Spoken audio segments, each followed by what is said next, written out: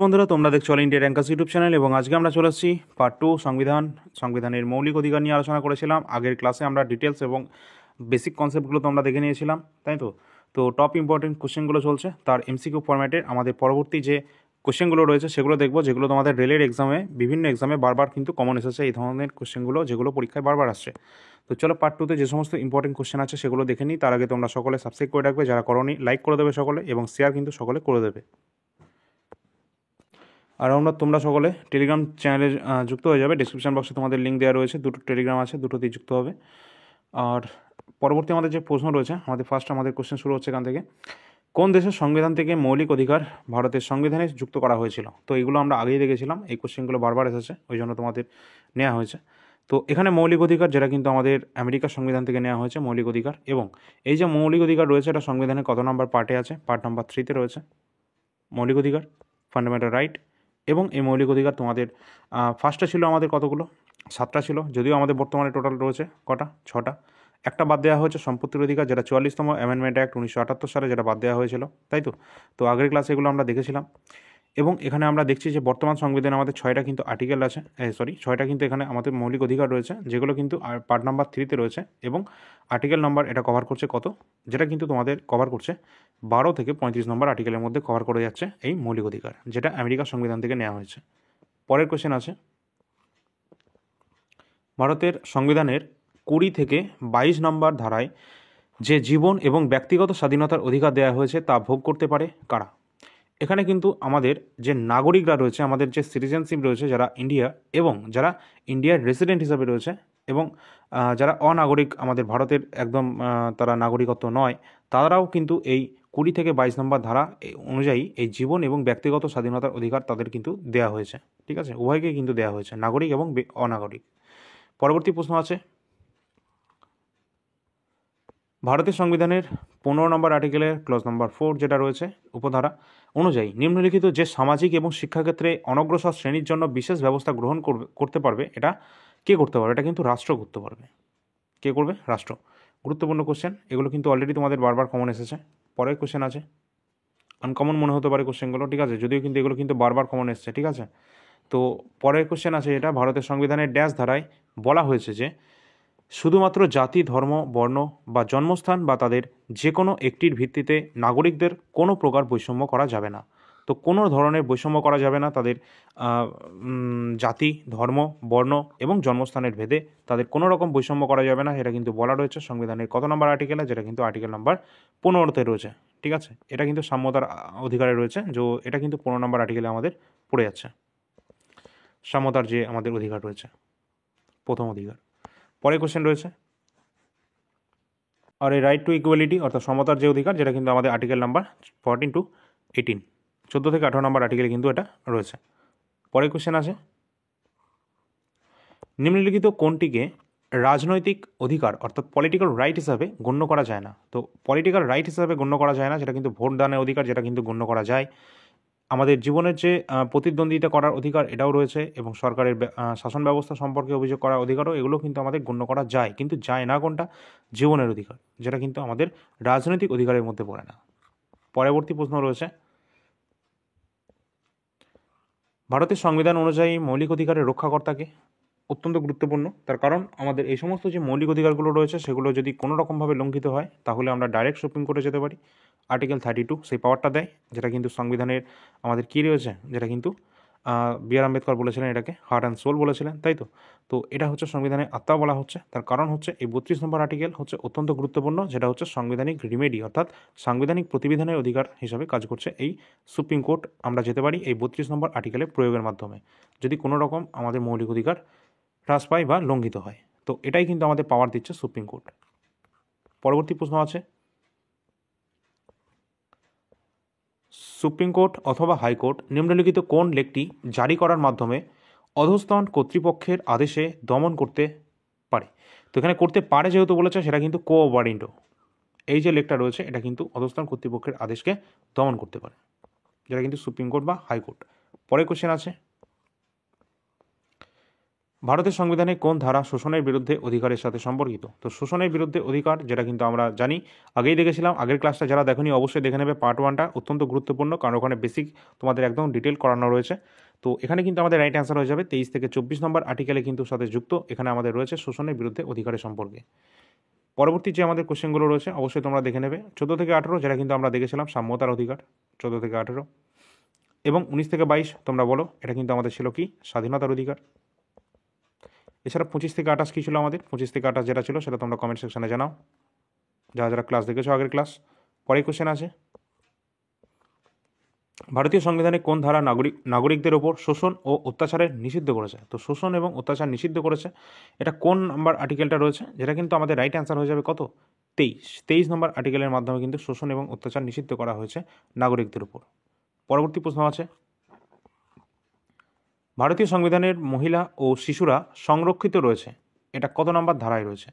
মহিলা এবং শিশুরা সংরক্ষিত আছে, যেটা কিন্তু আর্টিকেল নাম্বার 15 ক্লজ নাম্বার 3, এই নাম্বার ধারায় কিন্তু এটা রয়েছে। পরে কোশ্চেন আছে, তথ্য জানার অধিকার, যেটাকে আমরা বলি কি right to information act, RTI। আমরা যে কোনো বিষয়ের জন্য RTI কপি চাই, তো এটা কিন্তু রাইট টু ইনফরমেশন, যেটা কিন্তু আমাদের কত সালে এটা আমাদের প্রথম এটা হয়েছিল, কার্যকর হচ্ছে, সেটা কিন্তু 2005-এ। ঠিক আছে, এখানে আমাদের যেটা বলেছে যে ভারতীয় সংবিধানে সংরক্ষিত আছে, এটা কত নম্বর ধারায়? যেটা কিন্তু 19-এর ক্লজ নম্বর 1-এর সাবক্লজ এতে কিন্তু রয়েছে।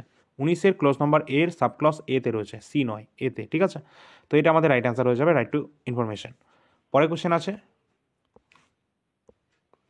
কোনো ব্যক্তি আইনের দ্বারা সম্পত্তির অধিকার থেকে বঞ্চিত হবে না এবং নতুন ব্যবস্থাটি ভারতীয় সংবিধানে কত নম্বর অনুচ্ছেদে অর্থাৎ আর্টিকেলে এটা সংযুক্ত হয়েছে?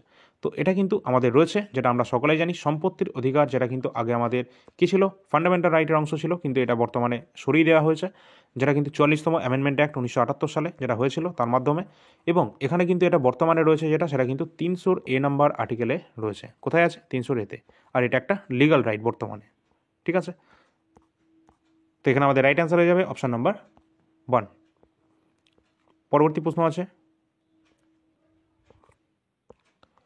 ভারতীয় সংবিধানে কোন ধারা অপরাধের জন্য দোষী সাব্যস্ত করার ক্ষেত্রে সুরক্ষার সাথে সম্পর্কিত? বলেছে ভারতীয় সংবিধানে কোন ধারা অপরাধের জন্য দোষী সাব্যস্ত করার ক্ষেত্রে সুরক্ষার সাথে সম্পর্কিত, যেটা হচ্ছে আমাদের আর্টিকেল নাম্বার 20 আমাদের রাইট অ্যান্সার হয়ে যাবে। নেক্সট কোশ্চেন আছে, ভারতের সংবিধানের অধীনে সংখ্যালঘুদের স্বার্থের সুরক্ষা রয়েছে কত নম্বর আর্টিকেলে? সংখ্যালঘুদের স্বার্থের সুরক্ষা রয়েছে, এটা কত নম্বর আর্টিকেলে বলা আছে? এটা কিন্তু আর্টিকেল নাম্বার 29-এ বলা আছে, 29 আর্টিকেল নাম্বার। পরবর্তী প্রশ্ন আছে, নিচের কোনটি রাজনৈতিক অধিকার? কোনটা একটা রাজনৈতিক অধিকার? যেটা কিন্তু তোমরা সকলেই বুঝতেই পারছো, ভোট দানের অধিকার, যেটা কিন্তু আমাদের একটা রাজনৈতিক অধিকার। পরবর্তী প্রশ্ন আছে, কি আছে, নিম্নলিখিত কোন দুটি মৌলিক অধিকারকে জরুরি অবস্থা চলাকালীন সময়েও নিষিদ্ধ করা যায় না? এই কোশ্চেনটা অত্যন্ত গুরুত্বপূর্ণ কোশ্চেন, কারণ এটা আমাদের রেলের বিভিন্ন এক্সাম এসেছে, এছাড়া SSCর মেন্স লেভেলের এক্সাম পর্যন্ত সব কিছু কভার করেছে এই কোশ্চেনটা। ঠিক আছে, তো এখানে কি বলেছে? জরুরি অবস্থা অর্থাৎ এমার্জেন্সি সিচুয়েশনের সময় আমাদের কোন দুটো আর্টিকেল রয়েছে যেগুলো নিষিদ্ধ করা সেই সময়েও নিষিদ্ধ করা যায় না, যেটা কিন্তু আর্টিকেল নাম্বার 20 এবং 21, এই দুটো আর্টিকেল রয়েছে, সেগুলো কিন্তু এমার্জেন্সি টাইমেও কিন্তু এই দুটো রদ করা যায় না। পরের কোশ্চেন আছে, ভারতীয় সংবিধানের 13 নম্বর ধারার ব্যবহার তো করা হয়েছে, to the extent of such inconsistency be void. এখানে বলেছে নিম্নলিখিত কোন মতবাদটির সাথে এটি সুসঙ্গত?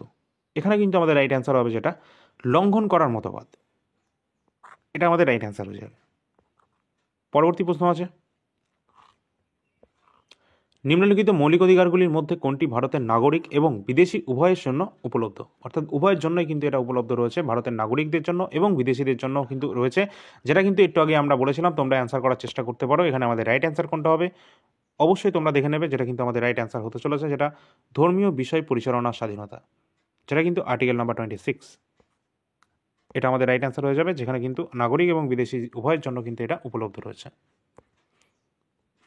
পরবর্তী কোশ্চেনে যাওয়ার আগে অবশ্যই তোমাদের বলে রাখি এনটিপিসি তোমাদের এক্সাম কিন্তু সামনেই রয়েছে, যেটা কিন্তু সম্ভবত জুন মাসে থেকে শুরু হতে চলেছে। এনটিপিসি গ্র্যাজুয়েট লেভেল এক্সাম, তারপরেই শুরু হয়ে যাবে আন্ডার গ্র্যাজুয়েট।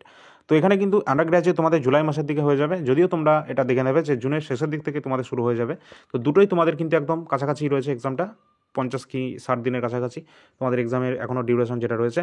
তো এটা হচ্ছে NTPC previous year GK question, যেখানে 133টা শিফটের সলিউশন করা রয়েছে। তা আবার কোশ্চেনগুলো সবই প্রিভিয়াস ইয়ার কোশ্চেন, যেগুলো 2020-21 লাস্ট যে এক্সাম হয়েছিল সেখানে আসা কোশ্চেন।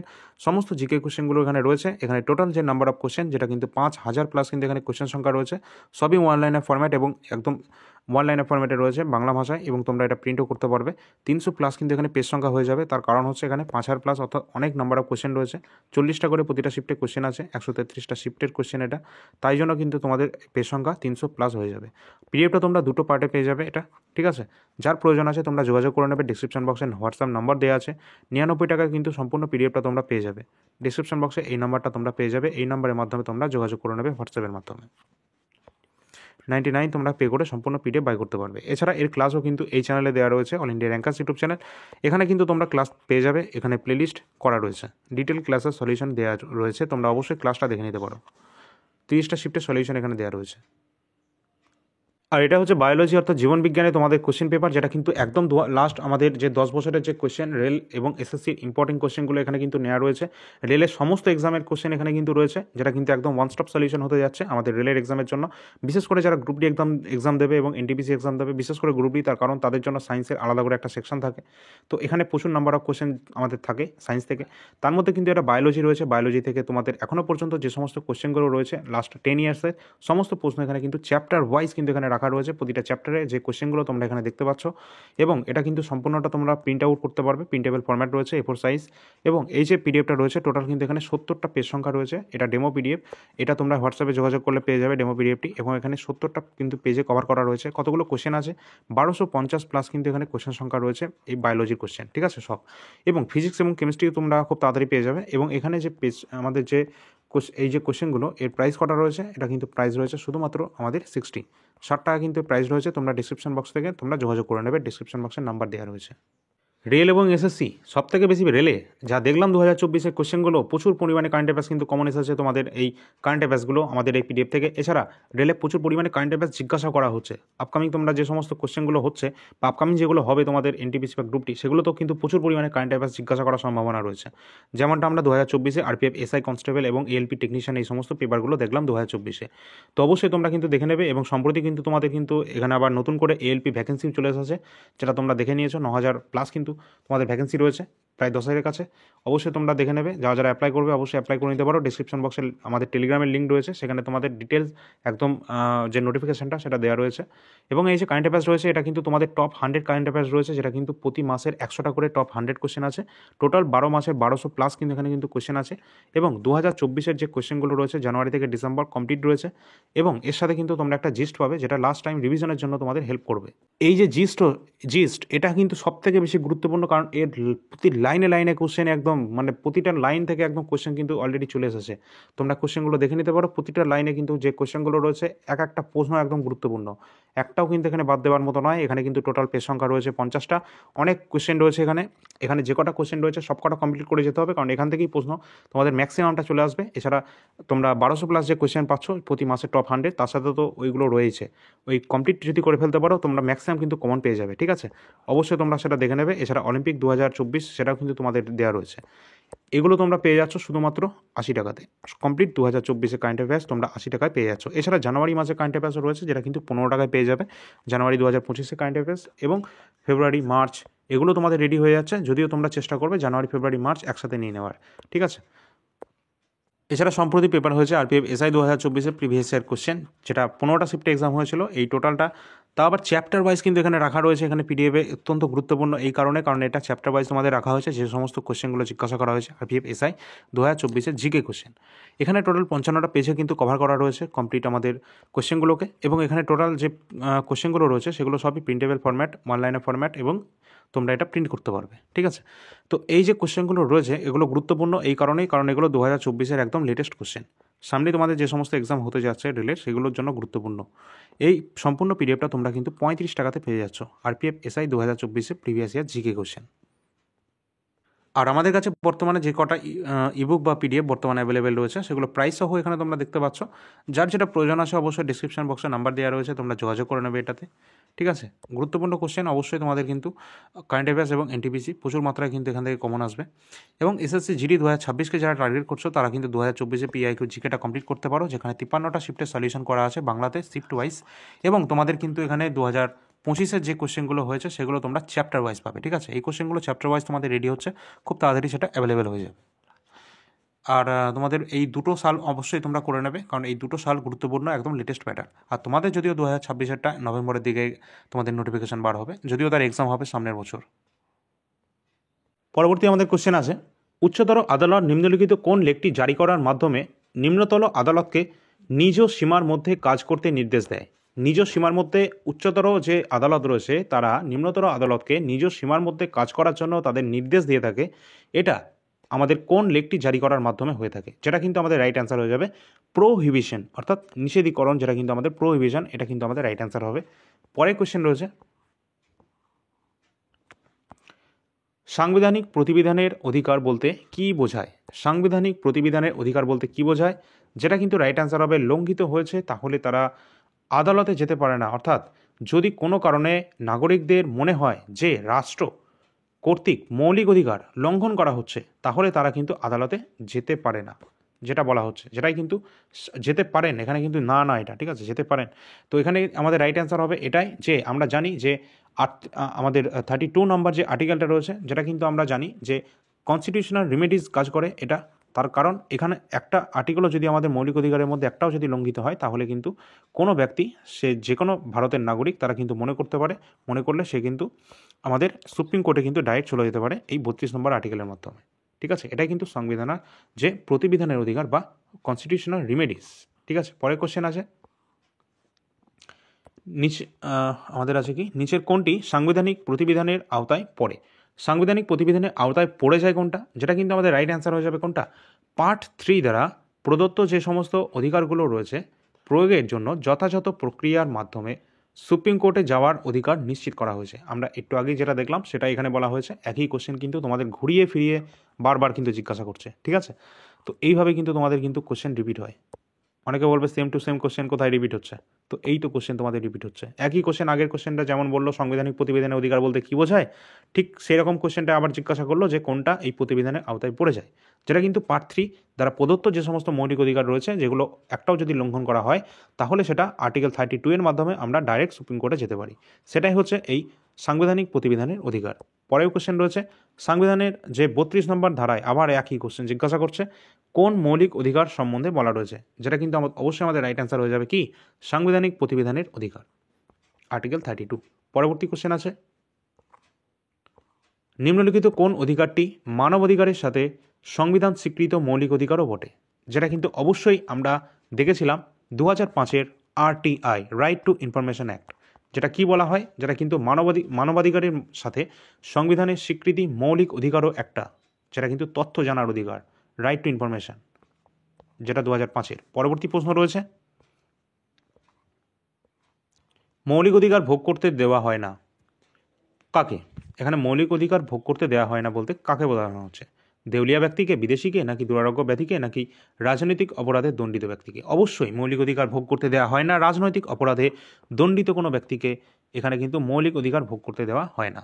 সকলের, বিদেশি এবং সমস্ত আমাদের নাগরিক, তাদের সকলের অধিকার রয়েছে মৌলিক অধিকারের ভোগ করার ক্ষেত্রে। পরের প্রশ্ন রয়েছে, ভারতীয় সংবিধানে কোন ধারায় বলা হয়েছে যে আইন দ্বারা প্রতিষ্ঠিত পদ্ধতি ব্যতীত কোনো ব্যক্তিকে তার জীবন এবং ব্যক্তিগত স্বাধীনতা থেকে বঞ্চিত করা যাবে না? প্রশ্নটা ভালো করে দেখো, গুরুত্বপূর্ণ আছে।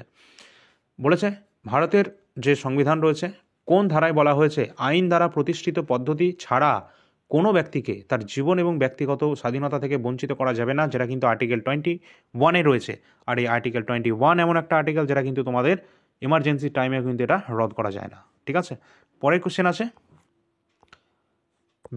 আমাদের 24 নম্বর যে আর্টিকেল রয়েছে যার মাধ্যমে শোষণের বিরুদ্ধে যে অধিকার নিয়ে আলোচনা করা হয়, সেখানে কারখানা ও খনিতে কাজ করার জন্য ন্যূনতম বয়স কত বলা হয়েছিল?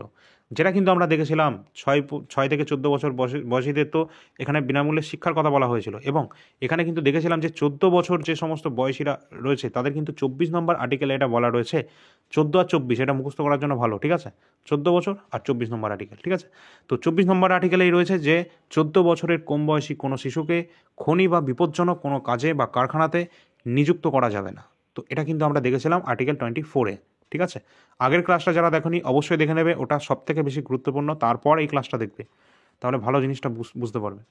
পরে কোশ্চেন আছে, ভারতীয় সংবিধানের 15 নম্বর আর্টিকেল কিসের সাথে সম্পর্কিত? 15 নম্বর আর্টিকেল যেটা কিন্তু আমরা দেখেছিলাম কিসের? Right to equality. তো এখানে সমতার অধিকার আমাদের রাইট অ্যান্সার হবে, যেটা কিন্তু আমাদের 14 থেকে 18 এর মধ্যে পড়ে যাচ্ছে। পরবর্তী প্রশ্ন আছে,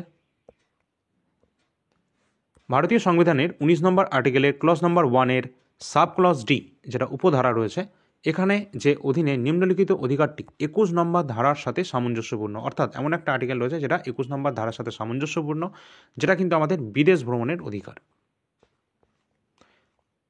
নেক্সট কোশ্চেন আছে,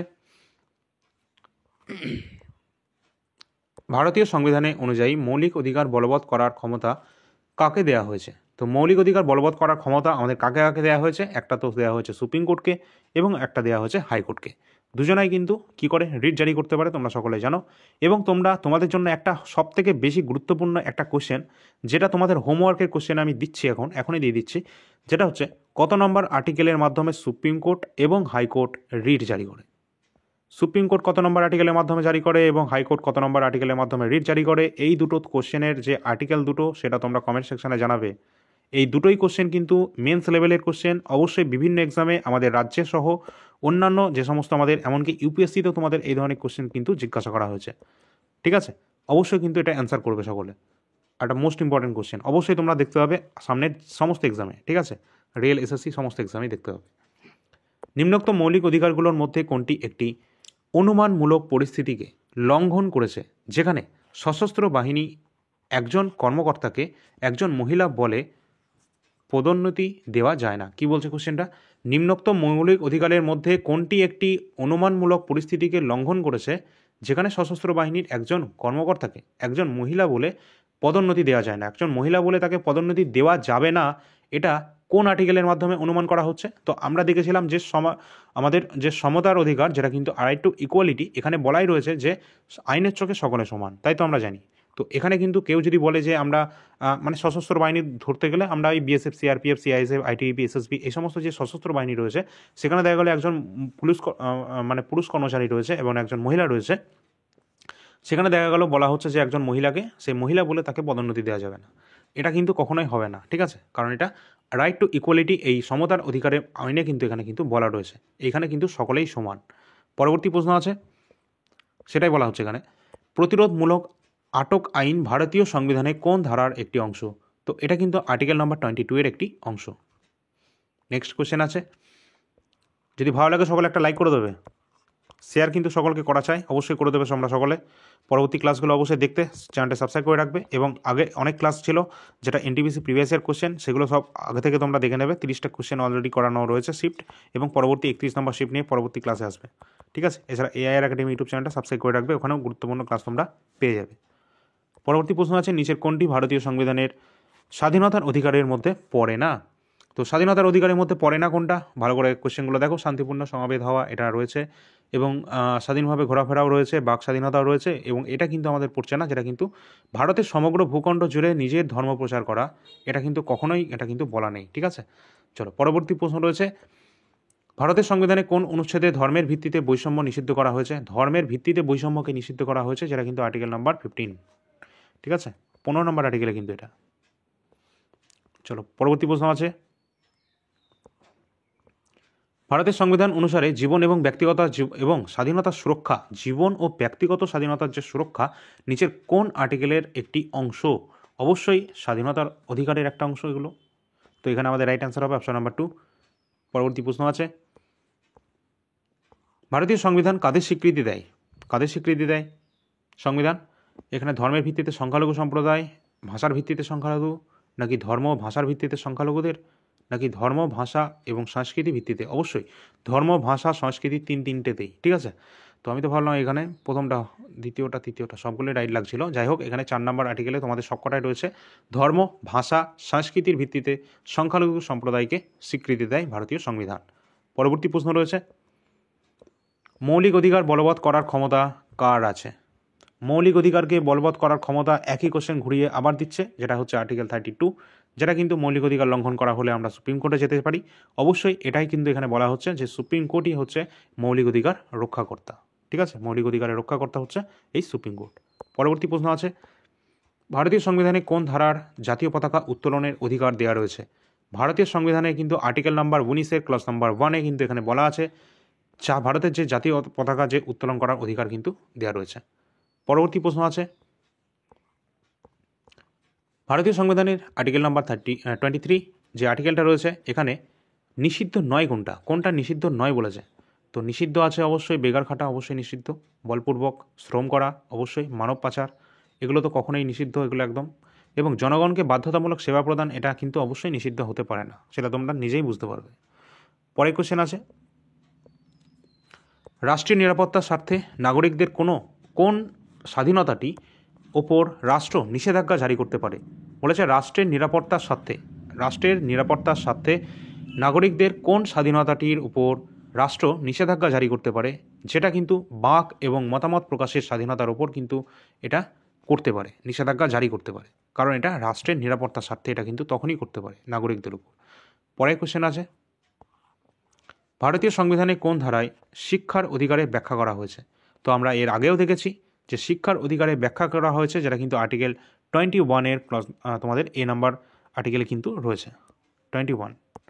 তো অবশ্যই তোমরা কিন্তু অ্যান্সার করার চেষ্টা করবে। যে সমস্ত কোশ্চেনগুলো তোমাদের হোমওয়ার্কের কোশ্চেনে দিয়েছি, সবথেকে বেশি গুরুত্বপূর্ণ যে কোশ্চেনটা তোমাদের কিন্তু জিজ্ঞাসা করা হয়েছে, যেটা হচ্ছে সুপ্রিম কোর্ট এবং হাইকোর্ট এই দুজনেই কিন্তু রিট জারি করার ক্ষমতা রয়েছে, এবং এই দুজনাই কিন্তু রিট জারি করে কোন কোন আর্টিকেলের মাধ্যমে। সুপ্রিম কোর্ট কত নম্বর আর্টিকেলের মাধ্যমে করে এবং হাইকোর্ট কত নম্বর আর্টিকেলের মাধ্যমে করে।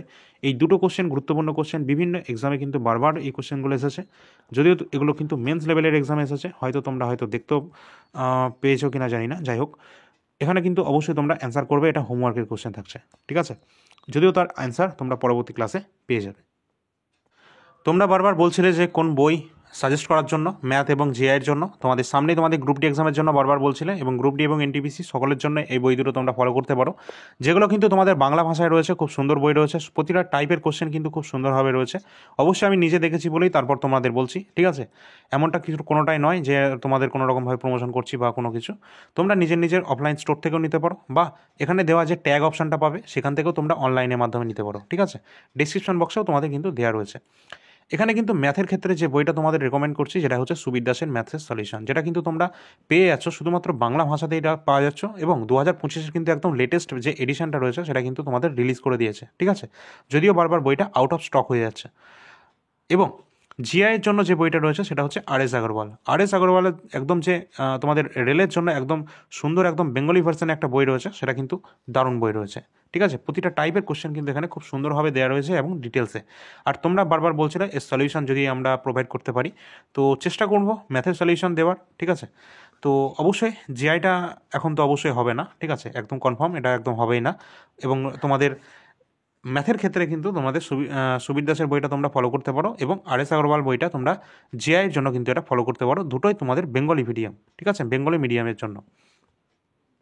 আর এগুলো কোনোভাবেই কিন্তু আমাদের বই নয়, ঠিক আছে, তোমাদের আগে থেকে বলে দিই। আর এটা কোনো রকম প্রমোশনও নয়, তোমরা পারলে তোমাদের আশপাশের অফলাইন কোনো দোকান থেকেও নিতে পারো, বা তোমরা অনলাইনের মাধ্যমে নিতে চাইলে এই যেখানে লিঙ্ক দেওয়া রয়েছে এই আমাদের ডিসক্রিপশন বক্সের লিঙ্ক থেকেও তোমরা এটা নিয়ে নিতে পারো, ঠিক আছে। তো এখানে ম্যাথের জন্য এই বইটা কিন্তু খুবই ভালো বই, ওই জন্যই তোমাদের রেকমেন্ড করলাম, ঠিক আছে। এছাড়া তোমাদের যদি অন্য কোনো বই ভালো লাগে বা তোমাদের কাছে আগে থেকে রয়েছে সেগুলো তোমরা প্র্যাকটিস করতে পারো, ঠিক আছে। এখান থেকে তোমাদের বারবার বলে রাখি যে ম্যাথের বারবার বলছিলে যারা সলিউশনের কথা, ঠিক আছে, তো এটা সলিউশন তোমাদের আসতে পারে বাট টাইম লেগে যাবে, ঠিক আছে। তো যাই হোক, পরে যখনই হোক তোমাদের ম্যাথের সলিউশনটা আসতে পারে, বাট জিআই কিন্তু কোনোভাবেই সম্ভব নয়।